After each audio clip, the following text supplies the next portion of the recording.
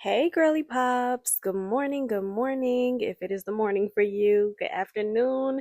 If you're listening in the afternoon or evening, welcome or welcome back to the Sleepover podcast. If you're new here, I'm your host, Rakisha, and on this podcast, we yap and girl talk about everyday life topics for the girls, everything from faith to emotional health to friendship breakups and everything else under God's golden sun. Happy Black History, Women's History Month cuffs to all my beautiful Black girls out there. Happy Women's History Month to the beautiful women out there if you're listening sometime in March. And speaking of morning, something that I really enjoy doing in the morning is turning on YouTube. I'll sit with my green tea, I'll say a prayer, pretty much just have a very slow morning, especially if it's a morning that I am headed to the office. I just like turning on something uplifting, like affirmations, or maybe a short little sermon clip. So, yesterday morning, I was doing just that. I had my green tea and I didn't sleep well, so I really just needed something uplifting to listen to. So, I just so happened to stumble across this clip on YouTube and listen. Short disclaimer, it says it's by Sarah Jakes Roberts, but you know AI, the girl be taking over. I don't know if it's by our girl. I don't know. It might be AI. But listen, I turned to the clip and immediately, like, I didn't even finish it. I'm like probably a minute and a half in, and it spoke to me so deeply about something that I just felt like I was struggling with and I didn't even realize. So I'm going to play the clip for you guys and then we'll be right back to talk about it. The problem is not your circumstances. The problem is the way you've been talking to yourself. I want you to stop right now and ask yourself, if you spoke to your best friend the way you've been speaking to yourself, would you even have a friendship left? Or would they walk away because your words cut deeper than you ever realized? Today, I'm going to challenge you to step into your power, to speak life, to speak hope, to speak victory over yourself. Not just today, not just tomorrow, but for 3 days straight. And I promise you, if you can change the way you talk to yourself for just 3 days, you'll see the power you've been holding all along. All right, so before we get into why that clip resonated with me so deeply, I want to give a little backstory, a little context, if you will, about where I was mentally and emotionally so you could feel me. You feel me? So, long story short, before I get to rambling and going on and on about this, I matched with this guy on a dating app and he was gorgeous. I have not graduated to the point where I like the medium ugly. I just haven't matured to that point yet. But he was gorgeous and he definitely was checking off the boxes on my list. Of course, I know your person isn't going to have 100% of everything that you want. I heard that like 80% is good, but he was checking off the boxes. Like, I really did not find a fault with him. But let me explain something to you. I still very much struggle with an avoidant attachment style. And although I have done my work, I've gotten better, I still have moments where I get triggered. And I'm also realizing that I had a friendship breakup a couple of years ago that brought up my trauma of a past relationship that I was in, brought up my trauma and triggers. And since then, of course, like, I've been doing the work still and healing, but it's like picking the scab off of a wound, pretty much. That's what happened. So it brought up my avoidant attachment issues again. And long story short, I ran. I am a runner. I am a track star. I run away when things get hard. I run away when things get difficult. I'm also a neurodivergent girl, so I have rejection sensitivity is it dysphoria? I have rejection issues. And so I self-sabotage. And that's just what I did. I self-sabotaged. I found a fault in whatever I could find a fault in, which wasn't a lot because like I said, I didn't really find fault in him. But, anyways, I ended up ending the situation with him because I am a runner and I ran. And because of that, and because I realized in hindsight that, oh, those were actually my issues, my stuff coming back up. I made a mistake. I let my avoidant attachment style get in the way again. And so I have been beating up on myself for weeks at this point, because that was weeks ago. I've been beating up on myself for weeks because I thought I had healed that. I thought that was over and done with. I thought I did my work. That was healed. I wouldn't have to see it again. I wouldn't have to deal with it again.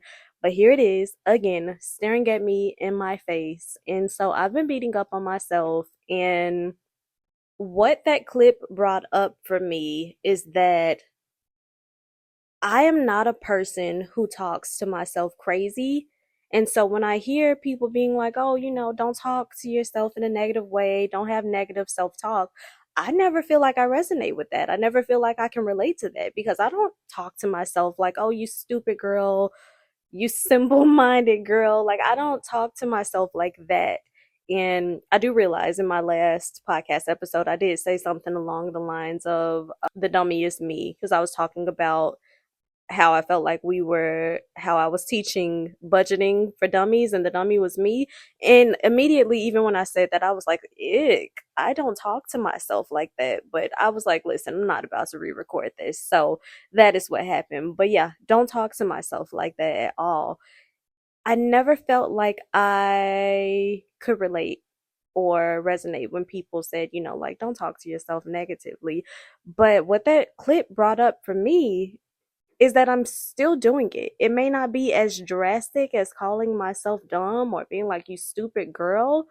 I'm still talking to myself negatively because at the end of the day, I thought about I thought about what if one of my friends came to me and she was telling me about this situation where she made a mistake with a guy, or she made a mistake in whatever avenue of life.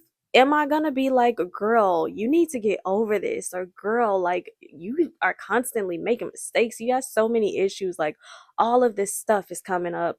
I don't think I would not talk to my friend like that. I would show her so much grace and be so compassionate and loving towards her. And so it brought up for me, like, why am I doing that to myself? Why am I bashing myself? Why am I feeling so guilty and shameful within myself because my triggers and trauma came back up? Why is it that I am talking down on myself or feeling bad about myself just because of that? And I can even go as far to say that I do it on a daily basis, even when it's not like a dating situation that I may have made a mistake with. Sometimes I feel like I pressure myself just to know it all. Like, I am my biggest op. Like, I am my biggest op. I am my worst critic. And that is something that I was just talking to one of my friends about. Like, I am so critical of myself. I on a daily basis, sometimes I pressure myself to just know it all. And I don't know where that came from. I really don't. I am going to have to unpack that one day, but I don't know where that came from. Like, if I'm not retaining certain knowledge or things, I will still beat up on myself. Like, why can't you retain all of this knowledge and remember all of these things? And the truth is, I got a lot going on in my mind. Like I said, I'm neurodivergent. I already have a lot going on in my mind. It is cluttered up top, babe. It is cluttered. Like, there isn't a whole lot of room to keep putting things in my mind and storing it and remembering it. And it's so, I don't know when I started doing this, but I spend so much time listening to, I spend so much time listening to faith and self development and healing podcasts. And then I listen to faith and self development and spiritual sermons. And then I have a podcast where I talk about faith and self development and healing. It's just, it's so much going on already. Like, I don't understand why I just won't chill. Like, I really need to chill. Like I said, I'm neurodivergent. I have a lot going on already. I just really need to chill. And I really need to work on, I really, let me reframe that and say that in a different way because we're talking about changing our language, right? I really would love and like to change how much I pressure myself and how I talk to myself. Like, I really just want to chill and dial it back a little bit because I do notice that I get burnt out a lot more lately as opposed to back in the day. Like when I first started my job, I used to just listen to music all day and not like I wasn't a podcast girl then. And now I am literally just tapping away, going from different podcasts, taking in so much information and so much knowledge, and then getting mad at myself when I don't remember it all while I'm also doing my full time job. I really would like to dial it back and chill a little bit and also just focus on the way that I talk to myself because I don't talk to my friends like that. And if I consider myself someone that I love and someone that I like, why am I talking to myself like that?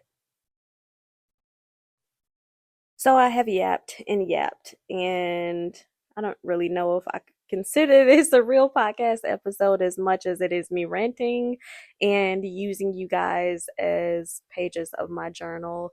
But I hope that I don't hope that you can resonate because I don't want you guys talking to yourself crazy and having negative self talk towards yourself. I don't want that. But if you can resonate with this, then I hope that I was able to give you something out of it at the very least.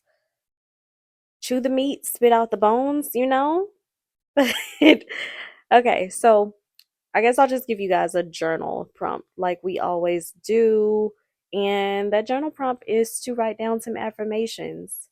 If you are also a person who likes to listen to affirmations and say prayer and, do positive things in the morning, then write down some affirmations and say them. I think one of the reasons why I created my coloring book, well, coloring slash affirmations book, is because oftentimes little girls really need to hear that. We don't get affirmed enough, especially little girls of color. We don't get affirmed enough. And that's something that we really need to hear growing up because if we don't, we turn into grown women who don't affirm ourselves and who end up talking to ourselves crazy. So, yeah, that is it for me. I'm done with my rant. I will talk to you ladies at our next sleepover.